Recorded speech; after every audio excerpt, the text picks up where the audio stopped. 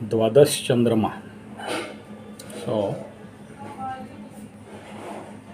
द्वादश में स्वगृही चंद्रमा, चंद्रमा और बलि हो गया। और ये कंडीशन में सबसे ज़्यादा समस्या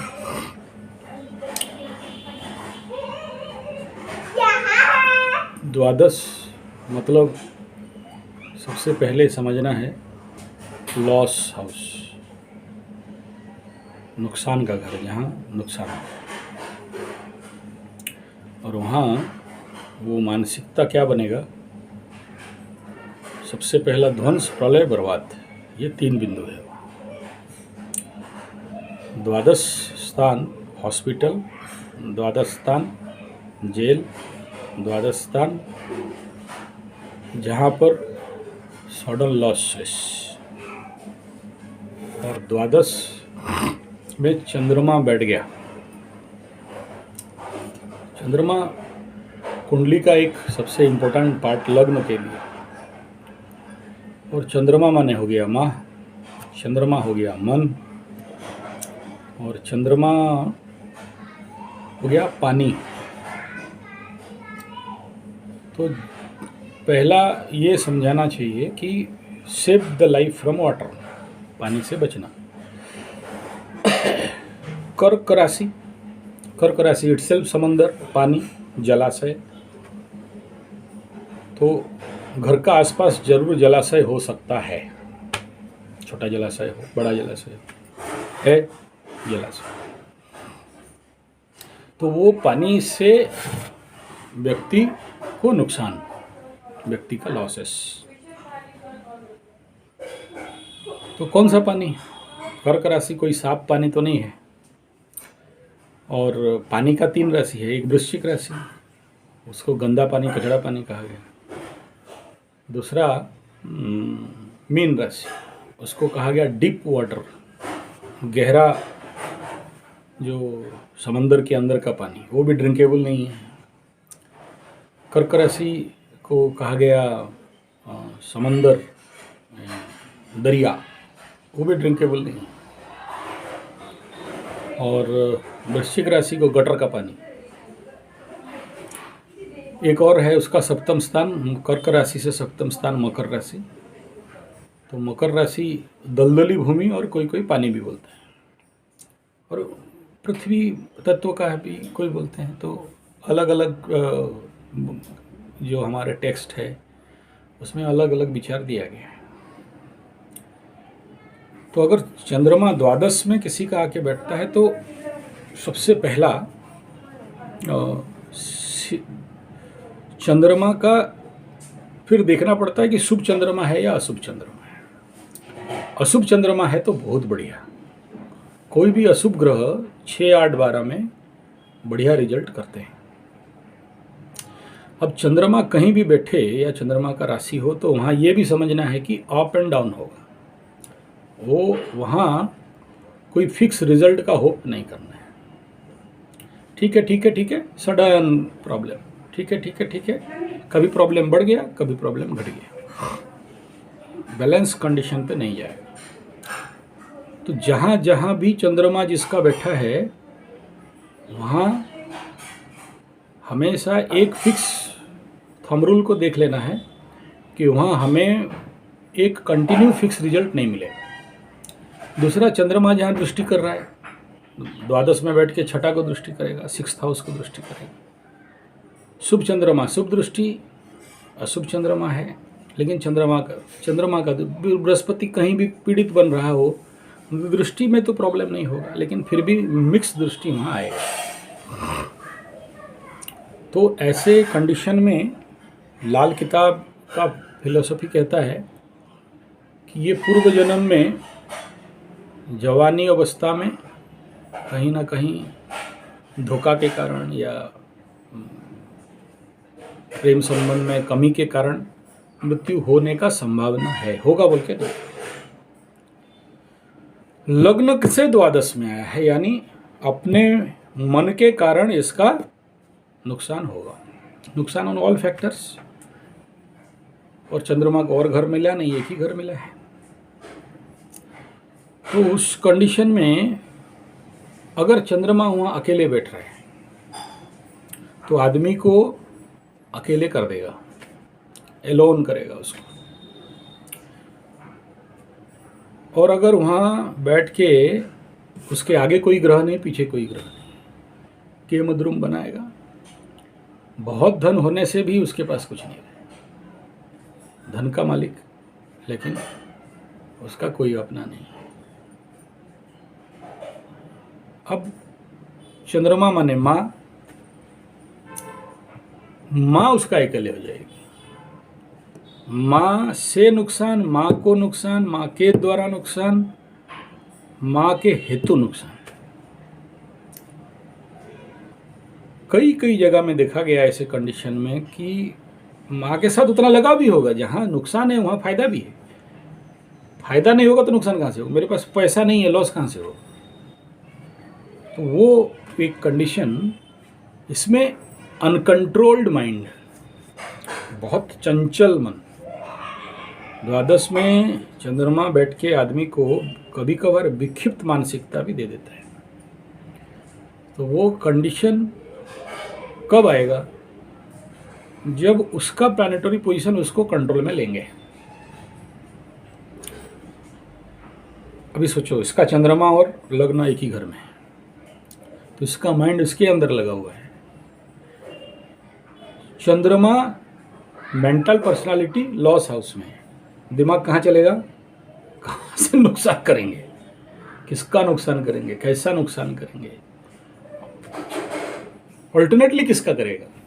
जितना भी जो भी सोचे मैं इधर वो नुकसान, अपना नुकसान। तो अपना नुकसान नहीं करे उस प्रकार का मन को ये एस्ट्रोलॉजिकल बेस बोल रहा है। लेकिन अगर वही चंद्रमा अगर कंट्रोल कंडीशन पे आ जाए, उसको अगर कंट्रोल सिस्टम बचपन से दे दिया जाए, तो उसका थिंकिंग प्रोसेस, जो चीज़ डिस्ट्रक्शन पे जा रहा है वो क्रिएशन में भी कन्वर्ट हो सकता है। जरूर एस्ट्रोलॉजिकल रेमेडी, वो चंद्रमा लगाना और पत्थर पहनना, ये सब ठीक है। उससे ज़्यादा आवश्यकता इन लोगों को क्या होता है, उनको वो ट्रेनिंग प्रोसेस में डालना पड़ेगा कि एकांते सुखमास्यताम, अकेले में भी कैसे सुख में रह सकते हैं। अदरवाइज इनको बहुत ज़्यादा कॉम्प्लेक्स होने का चांसेस है और वो दर्द उनको खलता है। तो इस कंडीशन में बचपन से अगर ये बीमारी समझ में आ रहा है, तो बड़ा होने से पहले उसको मेडिटेशन में सबसे ज़्यादा पुष्ट कर देना चाहिए। ऐसे व्यक्तियों जितना ज़्यादा मेडिटेशन दिया जाए उतना ज़्यादा इनके लिए बढ़िया होता है। और कौन सा मेडिटेशन देना है? देखो, मेडिटेशन सब डायरेक्ट इनडायरेक्ट करता है। कोई नेगेटिव वे में मेडिटेशन, जैसे अभी मेरे को सिखा रहा था वीडियो गेम, ऐसा कोड वर्ड याद रखा है कि मेरे को भी 5 मिनट पकड़ने के लिए समझ में नहीं आ रहा है। तो मैं जब सारे मोबाइल का मैं कीड़ा हूँ, लेकिन मेरे को समझा रहा है और कितना इंटरेस्ट है सिखाने के लिए। देखो नानू सुनो, ऐसा को ये सिखाने का उसको बड़ा इंटरेस्ट। हाँ, तो मीन्स क्या, ग्रैप्स तो कर रहा है, होल्ड तो कर रहा है, इसमें तो कोई समस्या नहीं है। तो इनका पहला रेमेडी मेडिटेशन।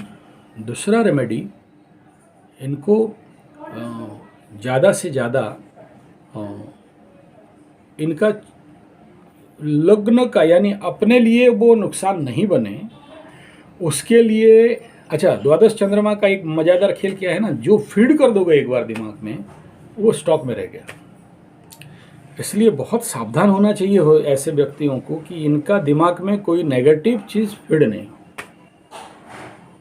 और अगर ये समझ लिया एक बार कि ये मेरा दुश्मन है, तो फिर चंद्रमा का दृष्टि छठा में जा रहा है तो दुश्मन है, फिर उसको फ्रेंडशिप में कन्वर्ट करना बड़ा मुश्किल बनता है। द्वादश चंद्रमा जिसको भी मैं देखा हूँ, फिट हो गया तो फिट हो गया। एक एग्जाम्पल ले लो, बाबा जितेश्वर, दिल्ली वाला, द्वादश चंद्रमा,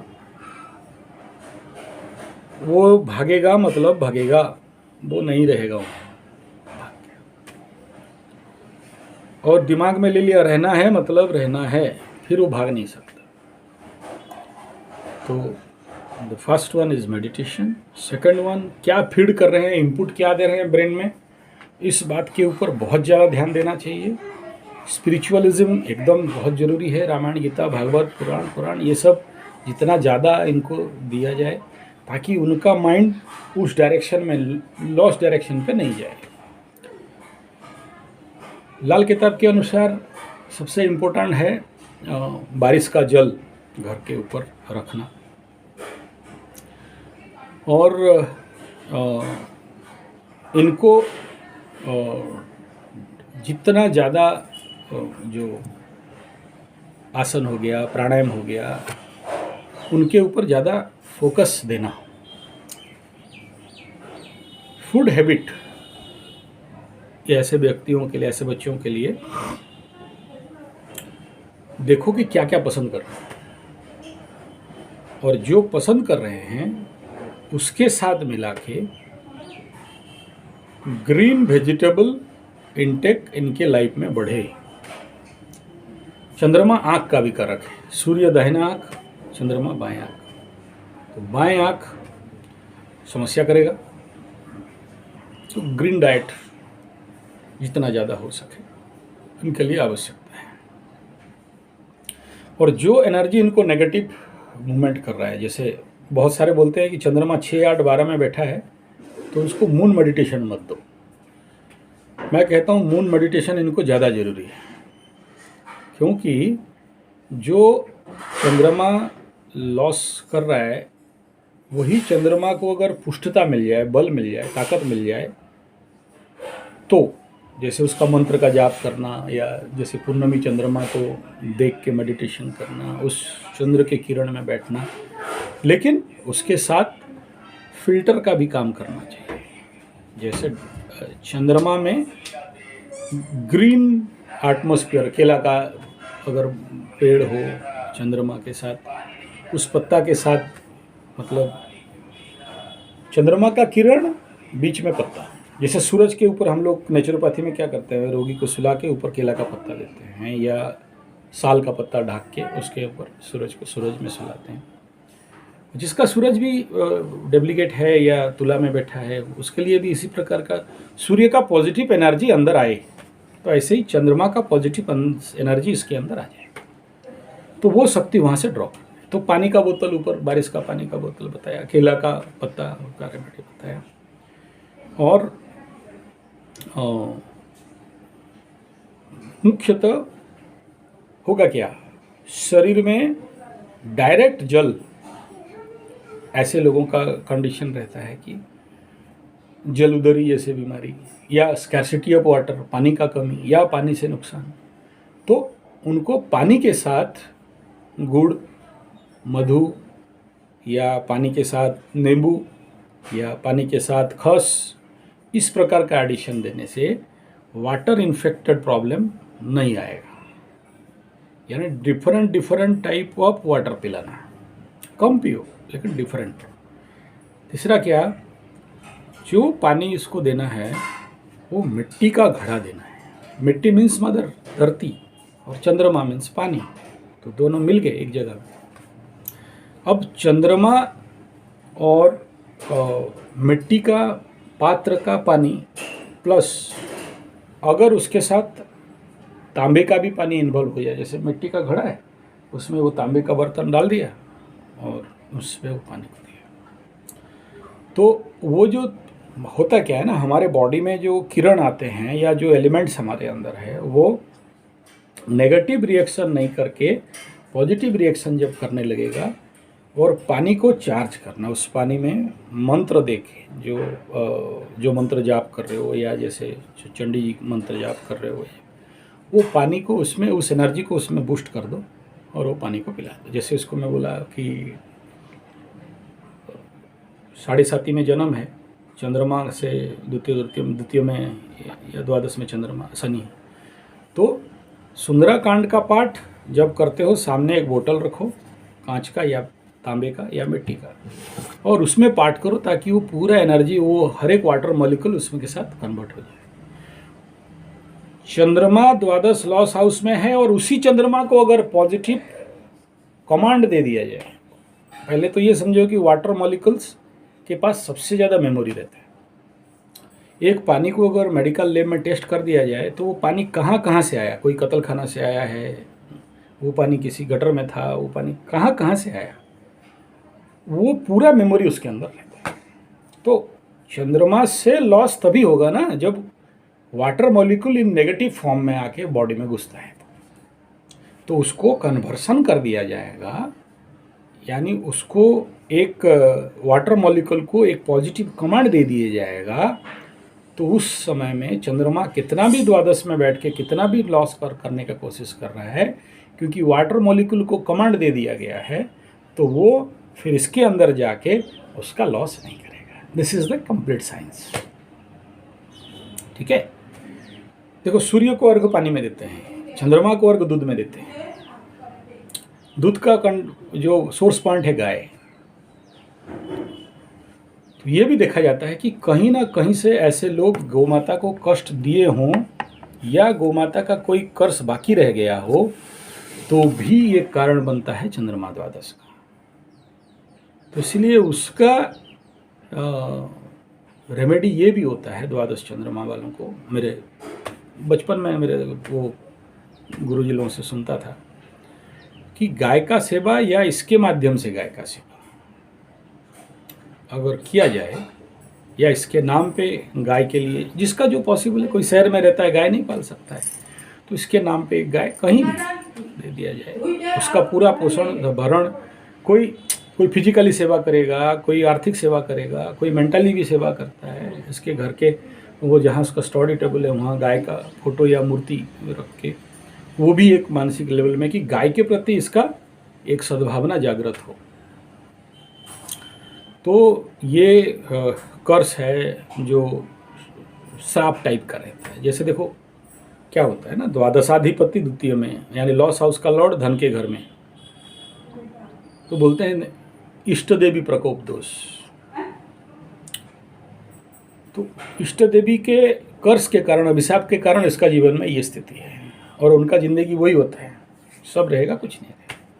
12 साल के बाद अक्ल आएगा, उससे पहले अक्ल नहीं आएगा। ठीक है, फिर 12 साल के बाद फिर गलती करेगा, फिर 27 साल के बाद, 24 साल के बाद अक्ल आएगा, तब तक और हाथ में कुछ नहीं। लेकिन इसका वो नहीं, इसका समस्या ये जो जैसे इष्ट देवी हो गया, ये गौ के साथ है, गाय के साथ, देसी गाय। तो इसलिए मैं उस समय बताया था कि अब पॉसिबल एक गौ माता का कैसे करके इसके नाम पे, तो जब भी जीवन में विपद आएगा वो गौ माता की तरफ चला जाएगा। मेरे साथ भी ऐसा बहुत बार देखा हूँ कि गौ माता बचाती है। तो उसका एक बेस्ट, और दूसरा कई सारा भी मैं किताब और टेक्स्ट को देखा, कहीं मुझे नहीं मिला, एक ही रास्ता मिला कि एक गौ का सेवा बढ़िया से अगर इसके नाम पे हो तो इसके जीवन में सुरक्षा और समस्या का समाधान हो जाएगा। और जब भी मौका मिलता है, इसका टाइम मिलता है, गाय के साथ इन्वॉल्वमेंट बनाना। देसी गाय का दूध पिलाना तो अच्छा है, उसको मतलब सेवा करे, उसको मालिश करे, उसका गोबर उठा के फेंके, उसका गोमूत्र, कुछ नहीं होने से भी ऐसे गोमूत्र थोड़ा रखे रहना है, थोड़ा सा टीका तिलक लगा देना है। अगर ये किसी कारणवशात चर्म का समस्या दिखा रहा है तो देखना गोमूत्र में इसका ज़्यादा ट्रीटमेंट मिलेगा। दूध और गोमूत्र, दूध का मालिश, गोमूत्र का मालिश। देसी गाय का दूध अगर बेसिक अवेलेबल नहीं होता है, कहीं देसी गाय का दूध अवेलेबल नहीं है, तो दूध से अर्क बना के रख सकते हैं, दुग्धार्क। जैसे गोमूत्र का अर्क बनता है, गोमूत्र को रख के फिर इधर स्टीम निकाल लेते हैं। ऐसे देसी गाय का दूध 1 लीटर भी मिल जाए तो वहाँ से करीब करीब अगर सही से बनाया जाए तो 300 ml तक का अर्क निकलेगा पूरा दूध से। तो दुग्ध अर्क भी उसको दिया जाएगा, तो और उसको भी वही मंत्र सिस्टम में ही चार्ज करके। तो जो आशा किया जाता है कि बहुत सारा इस प्रकार के समय देखना पड़ेगा, ये सब नहीं दिखाई देगा। तो these are all basic remedy है, छोटा छोटा जो कर सको उसके अंदर से, लेकिन गाय ही फाइनल है, दूसरा और कुछ